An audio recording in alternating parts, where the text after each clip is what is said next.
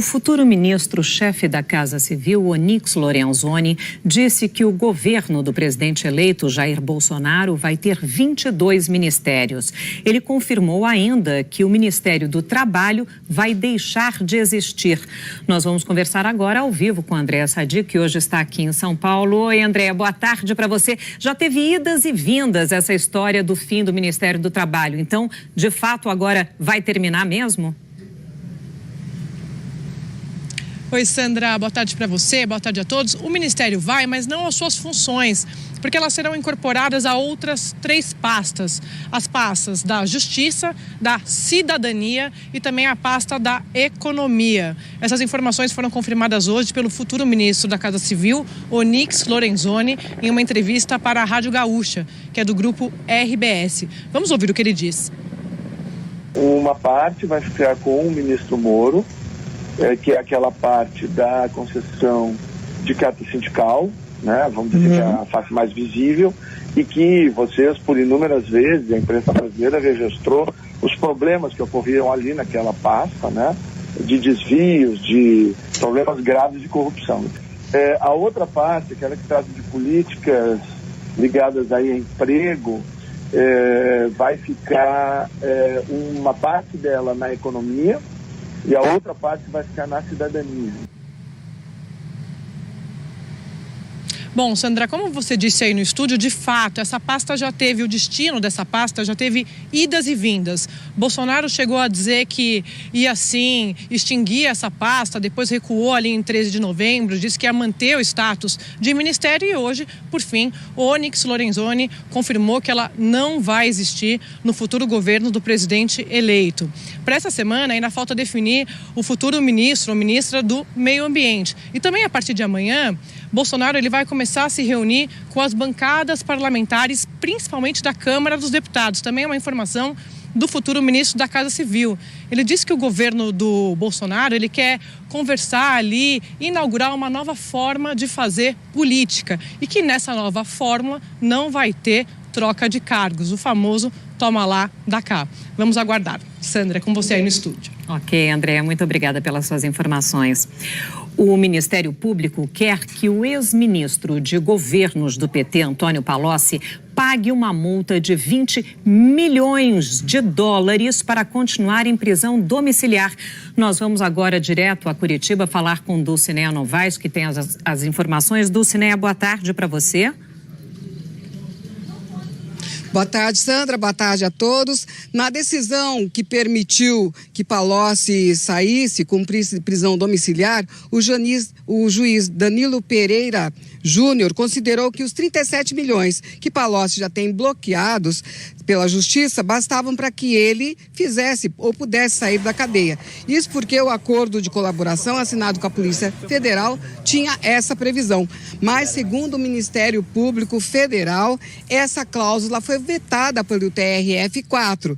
Portanto, quando homologou a delação do ex-ministro. De acordo com os procuradores, para permanecer na prisão domiciliar, Palocci tem que pagar 20 milhões de dólares, ou seja, cerca de 68 milhões de reais em valores corrigidos, além dos 37 milhões que ele já tem bloqueados. O juiz ainda não respondeu ao pedido do Ministério Público Federal. Palocci foi condenado a 9 anos e 10 dias de prisão em regime semiaberto. Ele deixou a prisão na quinta-feira da semana passada, mas ainda responde a mais 2 processos da Lava Jato aqui em Curitiba. Nós entramos em contato com a defesa do ex-ministro, mas até o momento não obtivemos resposta. Ok, Dulcinea Novaes, muito obrigada pelas suas informações. Novas revelações apontam mais indícios contra o governador do Rio de Janeiro, Luiz Fernando Pezão. Ele foi preso na semana passada, suspeito de manter um esquema de corrupção. A reportagem é de Fabiano Andrade. Nesta planilha apreendida pela Polícia Federal, os nomes Pezão, Bigfoot e Pezone aparecem ao lado de valores que somam mais de 2 milhões e 200 mil reais. Segundo o Ministério Público Federal, os apelidos se referem ao governador preso do Rio de Janeiro, Luiz Fernando Pezão. A planilha, de acordo com a PF, foi feita pelo doleiro Álvaro Novis, delator da Lava Jato.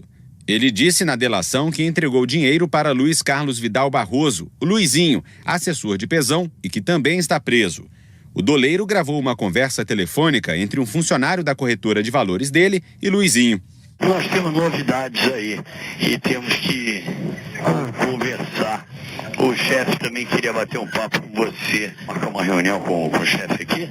Aonde, cara? Barra.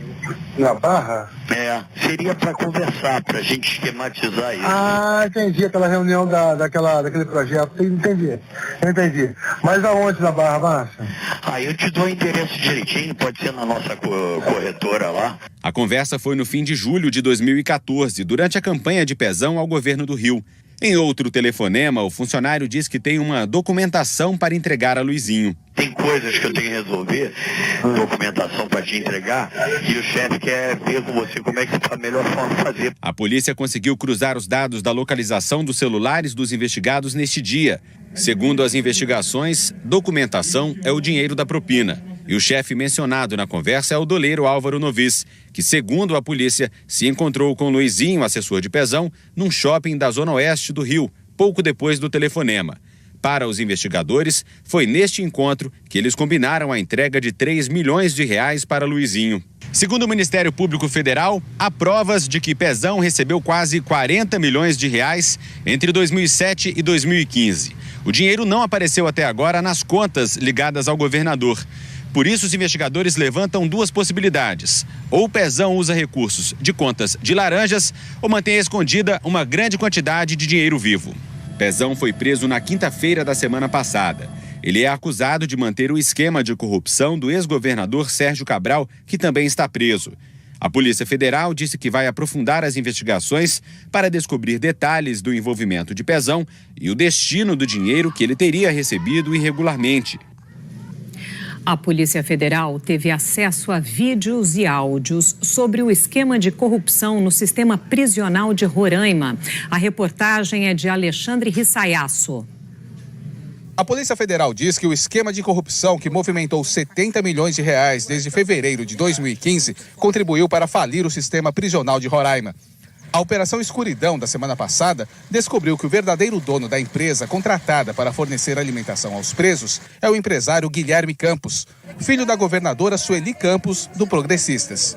Segundo as investigações, a empresa, que mudou de nome algumas vezes e hoje se chama Quali Gourmet, está até hoje prestando serviços graças a pagamentos de propina a integrantes do governo do estado e licitações fraudulentas. Com autorização da Justiça, a Polícia Federal monitorou os celulares dos suspeitos e gravou pagamentos de propina.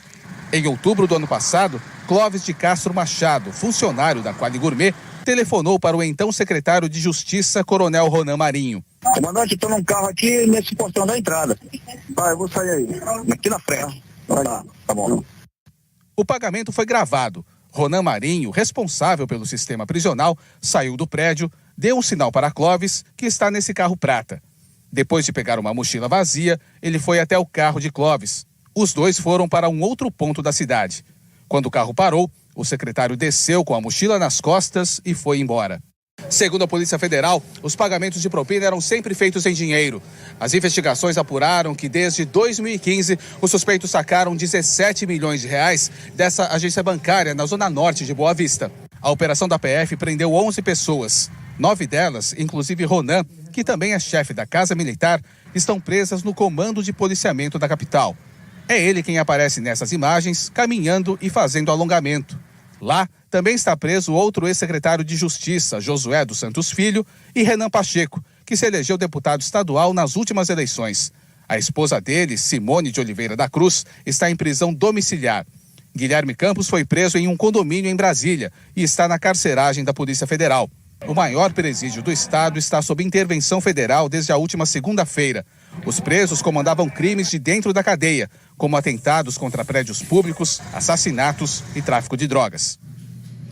A Quali Gourmet disse que vai demonstrar nos autos que não houve superfaturamento.